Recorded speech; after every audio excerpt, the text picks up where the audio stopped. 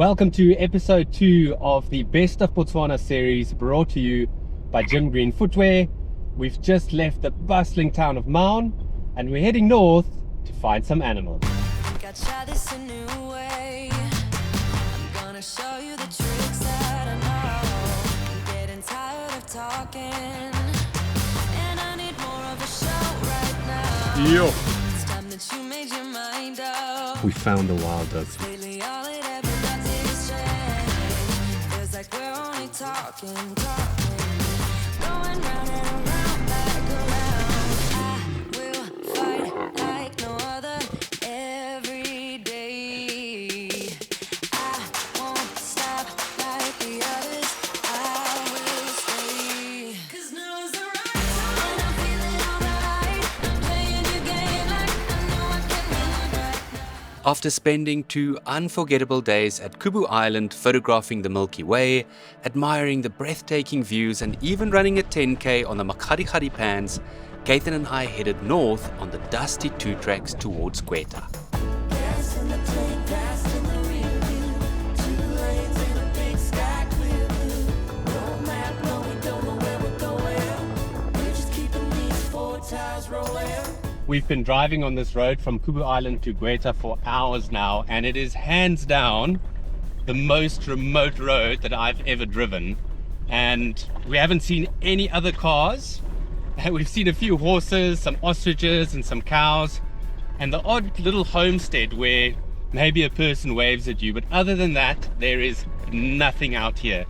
And the advice that I can give you is just don't attempt driving this road, Kubu Island to Khwai, without Tracks for Africa, because the road splits around every corner and you can get seriously lost. And if you do, who knows how long it'll take before you get back to civilization.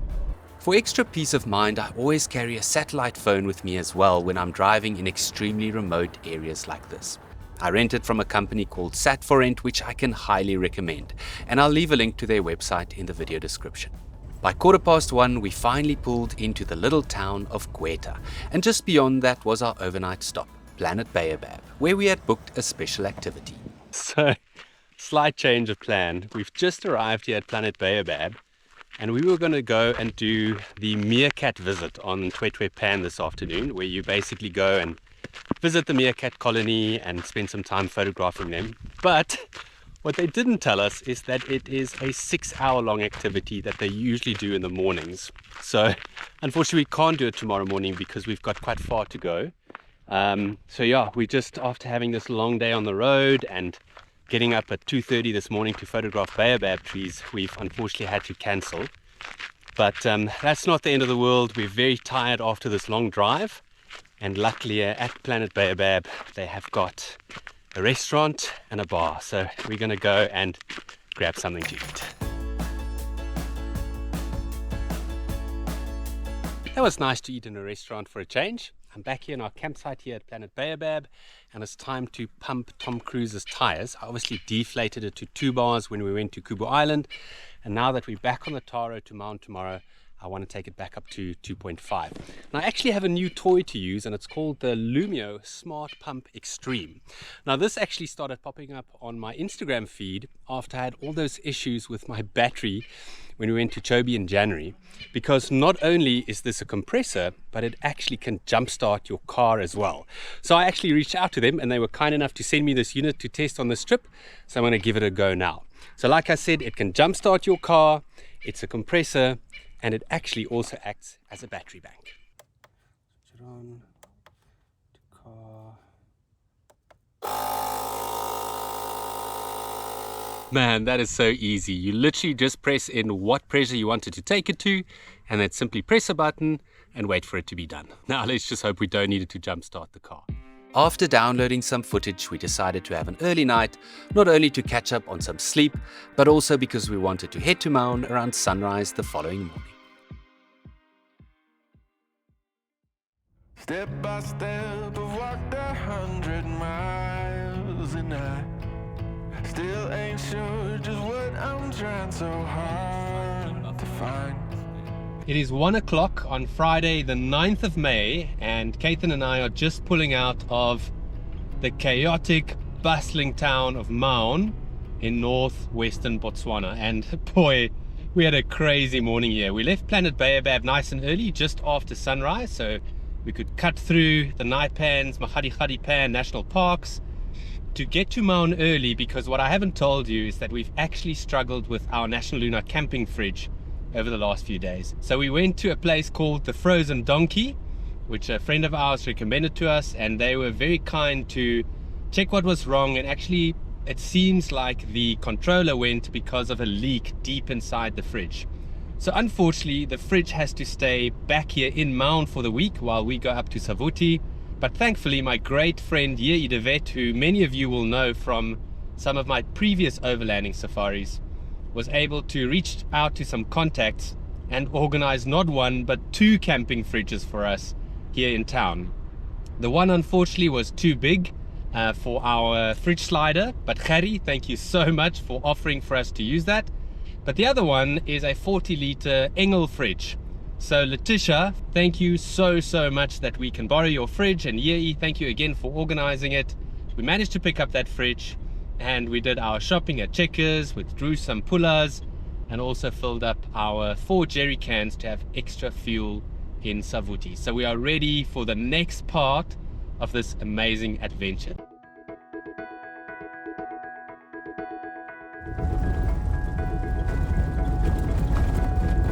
You never really know how bad this road from Maun to Baobab is going to be, but I'll tell you what, today it has been very corrugated. Luckily though, the brand new Tough Dog suspension I had fitted the other day at Outdoor Campers is doing an amazing job. It's been such a smooth ride, and I think the fact that I deflated the tires to 2 bar has also helped a lot. Now I'm not actually driving all the way to Savuti today, as you may expect. We left Planet Baobab early this morning, and we're actually going to a place that I've only ever driven past the signs and wondered what it looks like there, and it's called Mankwe Tented Retreat. And believe it or not, the owner Marinus actually stays in Hoedspruit as well. I had coffee with him the other day and he kindly offered that Cathan and I go and stay there tonight. So let's go and have a look and see what it's like. We have arrived after another exciting day on the road. Welcome to Mankwe. It's a welcome to Mankwe. Enjoy your stay. Arriba, Tile, Bajanala, Basile, Bajanala. That's a good welcome. We couldn't have asked for a much warmer welcome at Mankwe Tented Retreat. And after a much needed shower and a quick bite, we were ready to explore the area around camp.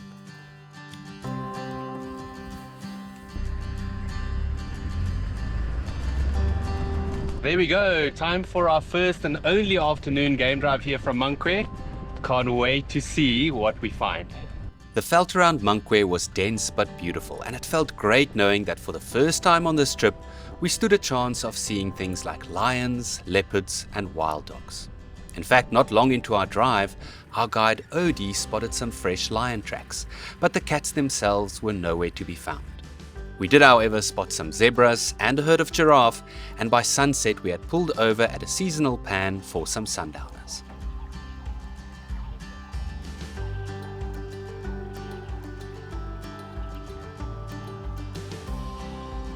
So we've done just this wonderful game drive here from Mankwe and driven to a place called Zebra Pan. It's an enormous pan, but most of it has actually dried up already, although we have noticed there's plenty of water in the veld.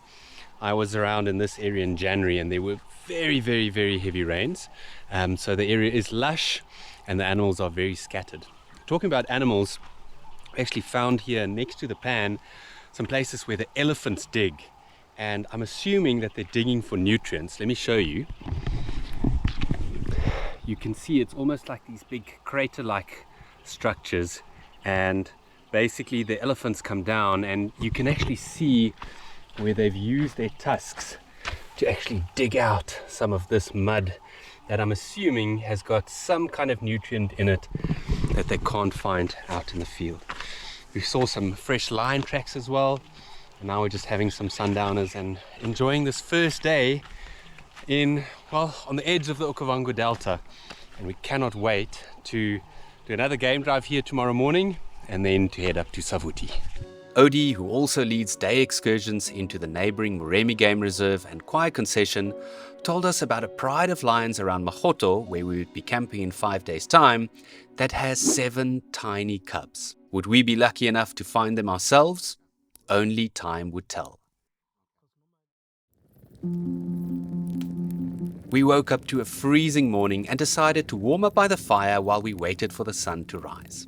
There was a massive commotion around the camp waterhole the night before, and our best guess was that a herd of elephants had bumped into a pride of lions. We could actually hear them trumpeting and contact calling right outside our rooms. It really is a wild little camp, and from the air you can see just how many game trails lead down to the water's edge. I love how Mankwe is tucked away in a natural mupani thicket that keeps it nice and cool during the heat of the day. And my room with its wonderful shower and comfortable bed was just what the doctor ordered before a week of sleeping on the ground again. I'll leave a link to the Hideaways Africa website in the video description if you'd like to learn more about Mankwe Tented Retreat, or its smaller, more rustic sister camp, Camelthorn Tree Bush Camp, which is located nearby. If you ask me, it certainly beats sleeping in Maun itself if you're looking for a base en route to Moremi, Khwai or Savuti.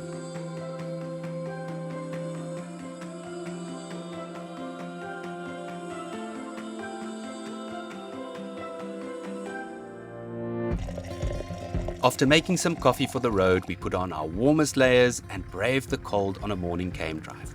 And because we weren't in any rush, it meant that we could explore a little bit further away from camp.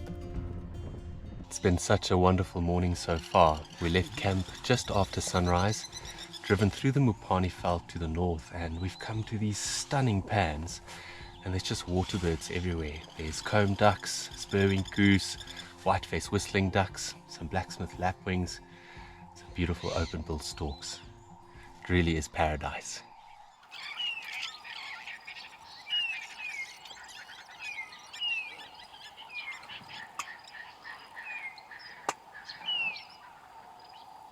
That's not a hippo there, eh? That's just a lot. Is that a hippo? Yeah. Wow.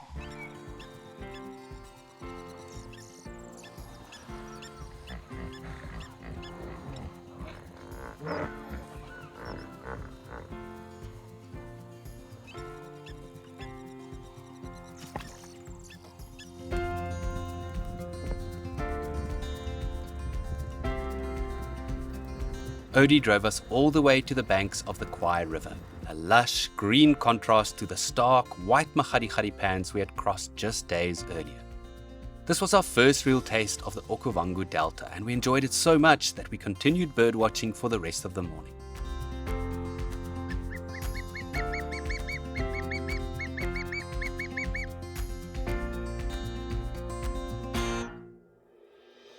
Eventually we had to head back to camp where a delicious breakfast was waiting for us. We devoured it and said goodbye to our new friends at Mankwe before hitting the road again.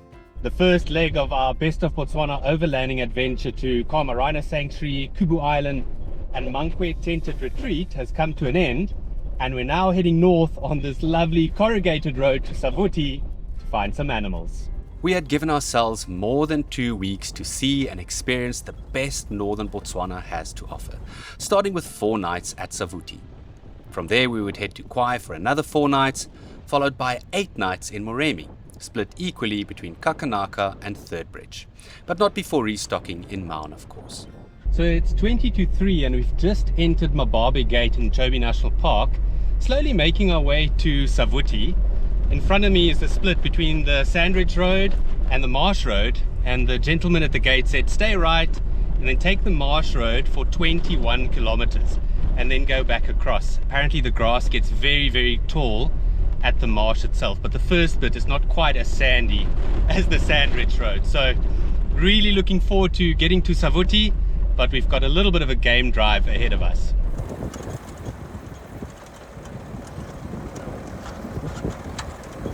It's just gone 4 o'clock and we've just rejoined the Sandridge Road, and immediately it's a lot sandier than the Marsh Road, and I'm so grateful that we took the Marsh Road because not only was it incredibly beautiful, but it was a very easy drive. It's about 35 kilometers that it saved us from this thick sandy road. we've got about an hour to our campsite, and the light is getting really nice, so who knows, maybe we actually get a good sighting or two.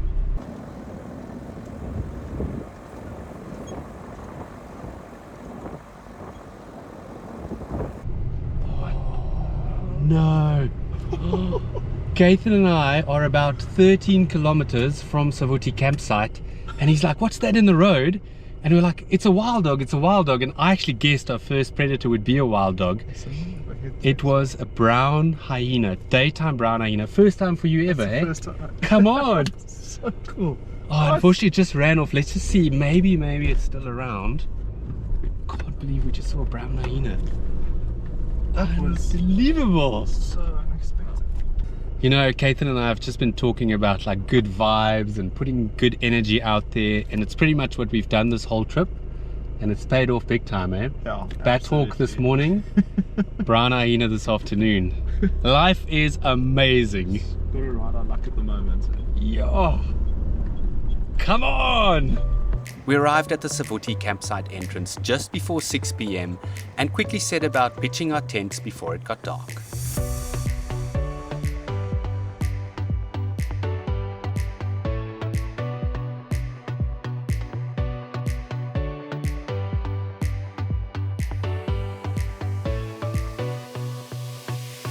The sun has just set here in Savuti, and we've just pitched our tents here at campsite number CV10, and it's such a beautiful stand under this massive camel thorn tree, and we're right at the edge of the campsite, so we feel a little bit removed from everybody else.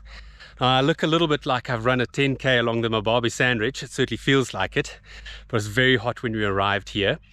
And a top tip, anybody that's driving to Savuti that's a little bit worried about having to leave the Sandy 2 track because of traffic from the front, especially if you have a bush trailer or a caravan, try and aim to be here around sunset. And all that means is that there's no traffic heading south when you're coming north. You can just imagine anybody heading to Maun or Khwai or Moremi or any of the destinations south of here will have to leave quite a lot earlier. So we had literally, I think, one car coming from the front, and that was close to Mababi Gate. So definitely keep that in mind. Just give yourself enough time to arrive here before the gates close.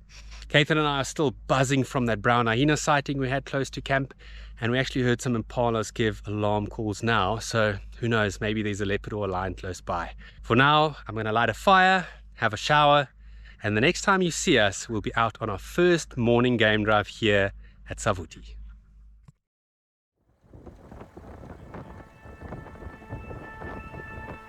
It's our first morning game drive here at Savuti, and it is just so beautiful.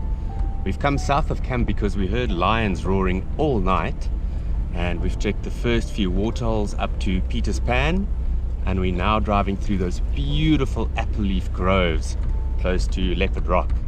I'm going to go towards the Pitsy Pans. We just want to check to see which pans do have water in them, and if we have no luck there, we'll either head to Leopard Rock itself or maybe down to the channel.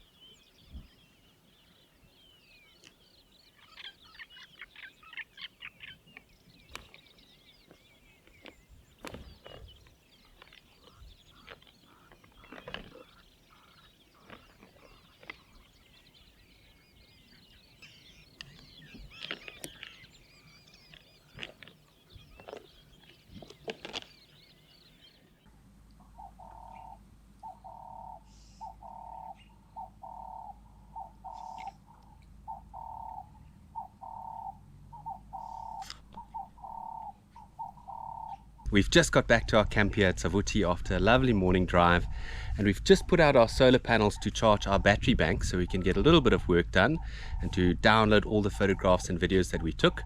And I noticed this morning that I'm down to my last pair of socks, so I'm definitely going to have to do some washing today, but luckily it's nice and sunny weather, so it should dry quickly. Now, speaking about my socks, it's quite fitting because I have my South African flag socks on and I'm wearing it with my Gym Green shoelies. Now, Gym Green is a proudly South African company that create the most amazing boots and fellies, and they're also the sponsor of this series. So Gareth and the team, thank you so much for making this trip possible by sponsoring fuel and accommodation and so much more. If you guys are looking for an awesome pair of fellies or boots to go on an adventure like this for, these are the guys to use. And what I love so much about Gym Green footwear is that they are very conservation minded. They've literally sponsored thousands of pairs of boots to rangers across Southern Africa to help them do their job and keep our rhinos and other animals safe. So if you guys are keen to learn more, go and check out the link that I've added in the video description. For now, let me go and do some washing.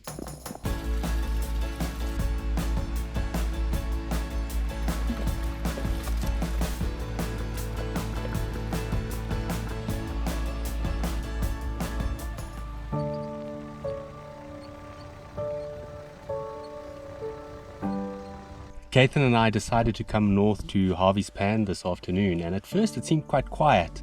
Only sleepy blackback jackals, some very lazy blue wildebeest, some fishing spoonbills. But then we realized that there's actually hundreds and hundreds of Birchall zebra around, and I'm guessing it's part of the zebra migration that came north through the Makgadikgadi Pans, and they're spending time here now in northwestern Botswana. But man, we must have seen 500 plus already, and I'm sure there's more. We're going to do a big loop now around these open areas on the western side of the road, and then come back to the pans when the light is not quite so harsh.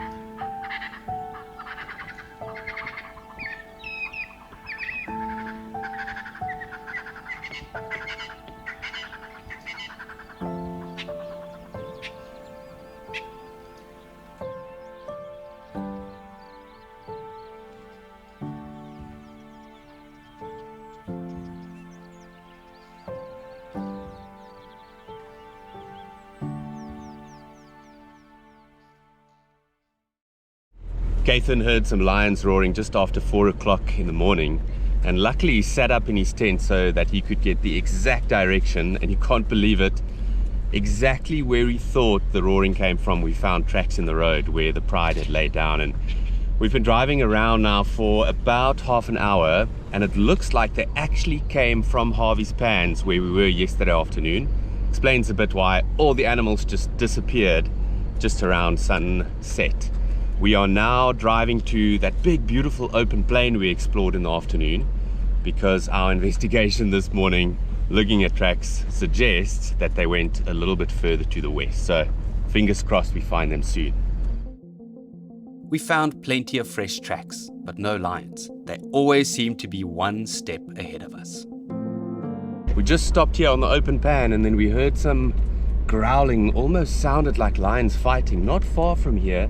Actually very close to where we found the initial tracks, so we're quickly following up to see whether we can find what's making that noise.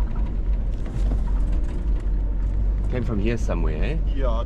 Just beyond, maybe on the other side of the main road. Yeah. This is fun. It sounded like a squabble almost. Maybe they made a kill in one of these thickets.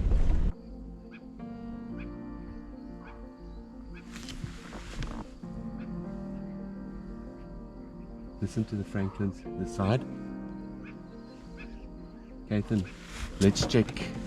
Let's quickly check in here.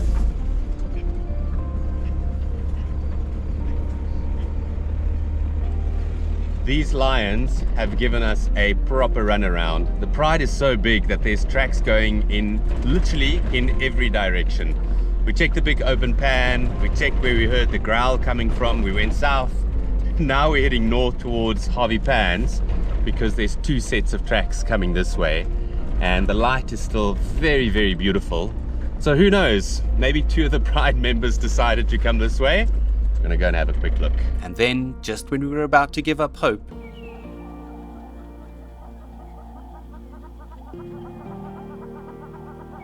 Cathan just spotted a lion. It's walking away from us into a big block. I don't know how we're going to get closer to it, but we had pretty much just given up and cut our losses. It looks like a lioness. And she's walking through the wild sage away from us.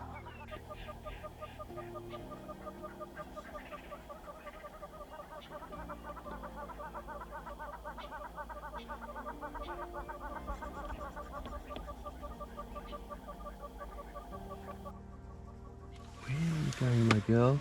Oh, well done. Well done, man. Yeah, that's what we're looking Yeah, for. exactly. It's so funny. We literally just said that what are the chances that now that we've given up, we just come around the corner and we'll bump into lions. And Cathan's words were, that would be justice. we loved the area around Harvey's Pan so much that we decided to go back there in the afternoon. A decision that ended up being a very good one. During our first 2 drives, we saw hardly any sign of elephants here around Savuti. But then finally this morning, we found some fresh tracks for a whole herd crossing west from Harvey's Pans towards those open plains. And we've come back here this afternoon and there are elephants everywhere.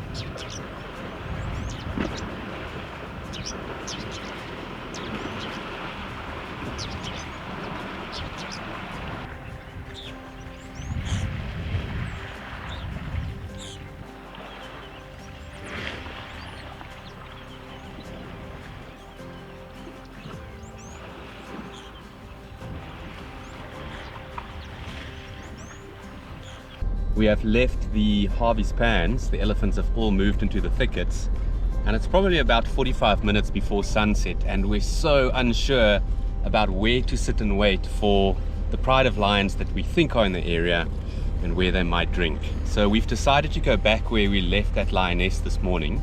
We know exactly where she was. Maybe we get lucky and we bump into her or the rest of the pride before they start getting active and move down to water.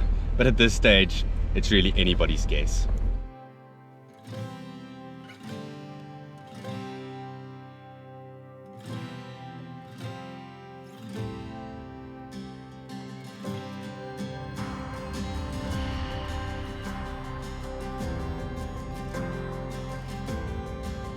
Again, the pride eluded us, but just after sunset, we were treated to another magical elephant encounter.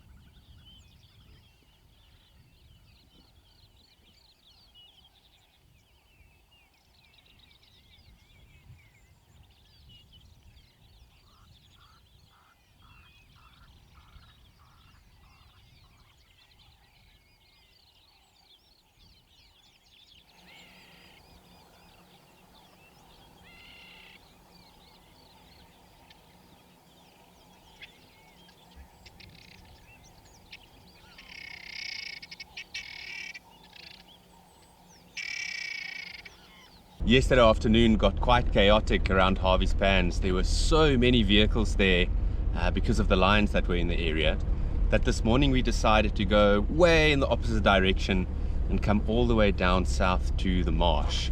And I think we'd only seen one vehicle until we pulled up to a tiny little water hole, and Cathan said, "What's that lying there?" And it looked kind of like either a piece of cement, or you know, the feeding blocks that sometimes get put out at man-made water holes, which I think this one is because there's a solar panel. And he said, "No, wait, that's a cheetah." And he spotted the tail, and there's this big male cheetah lying straight into the sun, just watching us. But unfortunately he was a little bit nervous, so he got up and just slowly moved away. But luckily for us, he did sit up beautifully next to a termite mound for a little while. But yo, that was always going to be the hardest cat to find here on this trip, cheetah, because it is quite dense here in northern Botswana. But wow, what a sighting.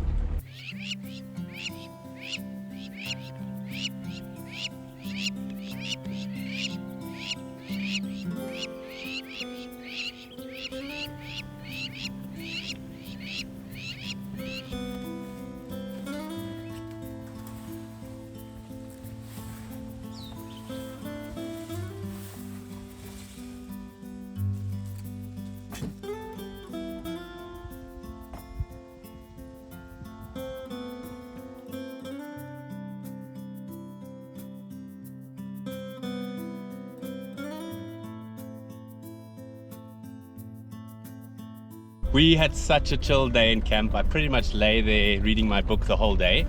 And it's also the first day that we have proper clouds in the sky. They've just rolled in from nowhere. So we've decided to leave a little bit earlier. It's about 3:15, and we're going to head north to Harvey's Pans and see whether those ellies come back.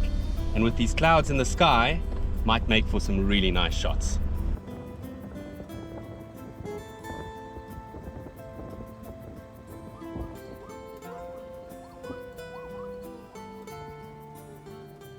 It's amazing. We came down in search of elephants, and what we have found are hundreds and hundreds of zebras. Different herds all coming together, and in the excitement, one herd nearly flattened a black-backed jackal.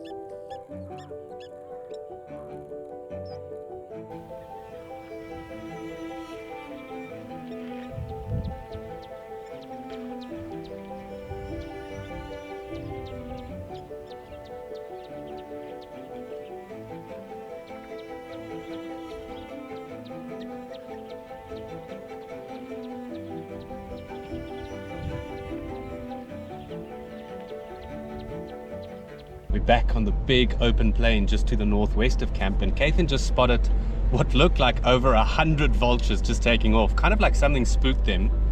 And our gut feeling at the moment is that that is where that lion pride is, the pride that's been eluding us north of camp. Maybe they made a kill last night, and that's why we didn't hear them. So we're trying to get close to see whether we can see what these vultures are feeding on. Unfortunately, there's not a huge road network here, but they're sitting about 400-500 meters away from us towards the setting sun. On the GPS though, I can see that there is a loop that we can do, so we might have to do that and go around and see whether the road passes close to them. But because it's a little bit cooler this afternoon, it kind of feels like a lion could pop out at any moment. I think it's a detour again. Oh no, it is going that way. Okay, this road is going exactly towards the vultures. So now we have to keep our eyes peeled. There's Impala. Oh, they're there in front. Someone landing on top. Yeah. On the ground. All the trees in front of us are full of vultures, but no sign of lions yet. Okay, we couldn't find anything in this gully, so we're going up the ridge with some momentum to where the last vultures came into land. Going into land there.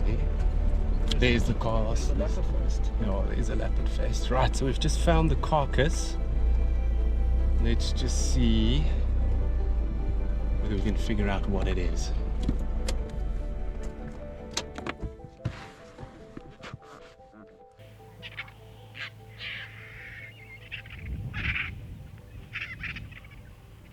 Love that squabbling sound.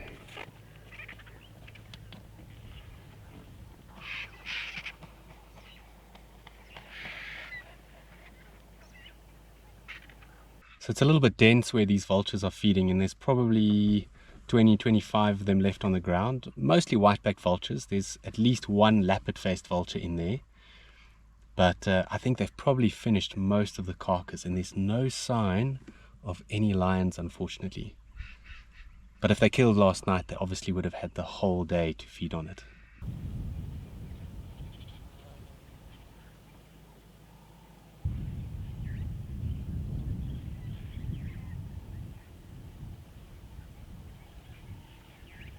There was no question about it. There were lots of lions in Savuti. We just seemed to be one step behind them. We left the squabbling vultures to continue our search, only to find one of my favorite bird species right around the corner.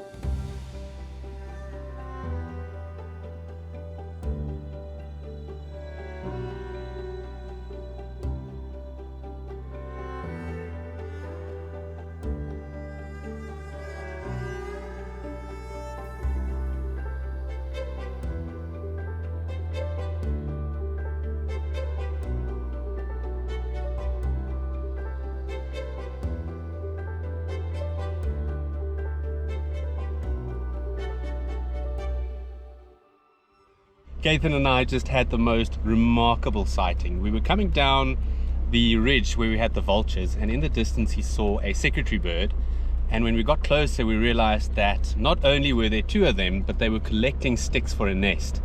And we actually saw them fly up, start building the beginning of the nest, and then actually doing a little courting dance. I would say best sighting of the trip so far. On our way back to camp on our final game drive at Savuti, we finally spotted another lion. A big, handsome male. We may have had difficulty tracking down the lions of Savuti, but little did we know that we would have our best lion sightings of the entire trip at our next destination, Khwai. In the next episode, we top up Tom Cruiser and head south to Makgadikgadi, where we camp in one of the wildest, most beautiful spots for 4 nights. We also see our first wild dogs of the trip, brave the waters of the Okavango Delta in a Makoro, and cross the deep Mbudi Channel with the hope of seeing lion cubs.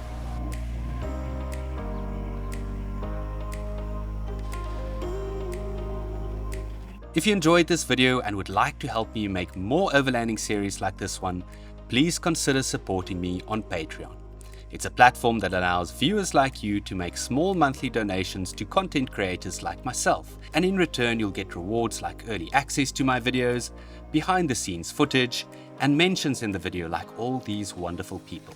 To learn more, please follow the link at the top of the video description, or simply search for the Safari Expert on patreon.com. See you in the next episode.